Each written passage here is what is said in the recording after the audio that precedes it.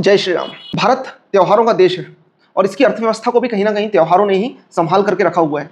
हम लगातार ये देखते हैं कि हर 1-2 महीने के गैप में कोई ना कोई एक बड़ा त्यौहार आता ही है। इसका जो आर्थिक दृष्टिकोण है, अगर आप इसको आर्थिक दृष्टिकोण से देखेंगे तब आपको समझ में आएगा कि इन त्योहारों की कितनी बड़ी भूमिका है हमारी इकोनॉमी में। हमारी इस बार के जो आंकड़े आए हैं, CAIT के जो आंकड़े हैं, उसके हिसाब से लगभग देश भर में 6 लाख करोड़ से ज़्यादा का बिजनेस सिर्फ इस दिवाली पर हुआ है, जिसमें कि 5.4 लाख करोड़ का गुड्स हम लोगों ने सेल आउट किया है और जो बचा हुआ है लगभग 65,000 करोड़ का जो बिजनेस है वो सर्विसेज के हुआ है।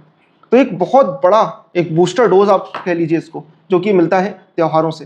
होली के बाद में रक्षाबंधन के बाद में गणेश जी, और उसके बाद में नवरात्र में अष्टमी, नवमी, दशहरे पर बहुत ज़्यादा ऑटो सेक्टर को तो बहुत बड़ा बूस्ट मिलता है। उसके बाद में फिर 15 दिन में दिवाली, और दिवाली के बाद अभी 1-2 महीने होंगे और फिर आ जाएगा क्रिसमस और न्यू ईयर। आप देखेंगे कि हर एक इंडस्ट्री के लिए, हर एक व्यापारी के लिए, हर एक व्यापार के लिए परंपरागत रूप से जो चले आ रहे हैं, सांस्कृतिक रूप से जो चले आ रहे हैं त्यौहार, उनका एक बहुत बड़ा योगदान होता है।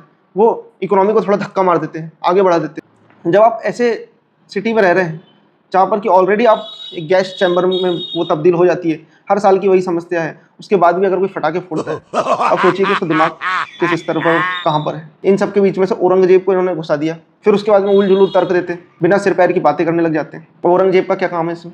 ये औरंगजेब और अकबर के चहीते बोल रहे हैं, जिन्होंने टिप्पू सुल्तान की फोटो लगाई थी विधानसभा में, वो लोग बोल रहे हैं। ये जो 10 साल तक अरविंद केजरीवाल और ज्ञान ना पेलें, दूसरे मजहब के लोगों से हमारा यही है कि पटाखों पे अपना ज्ञान ना पेलें। 50-50 हज़ार के, 1 लाख के, 1.5 लाख, 2 लाख के फटाके फोड़ देते हैं। इससे ज़्यादा मज़ा किस चीज़ में आएगा पता है? उसी पैसे को आप किसी ज़रूरतमंद की मदद के लिए लगाइए। कोई जो बच्चा पढ़ाई नहीं कर पा रहा है, सिर्फ फीस ना होने के कारण से, उसकी फ़ीस भर दीजिए। कोई यंगस्टर है जो स्पोर्ट्स में आगे नहीं जा पा रहा है क्योंकि उसके पास पैसे नहीं है, उसे स्पॉन्सर कर दीजिए। गवर्नमेंट एग्जाम्स उसको देने हैं और उसकी फ़ीस के लिए उसके पास पैसे नहीं है, किताबें खरीदने के लिए पैसे नहीं है, उसे दीजिए।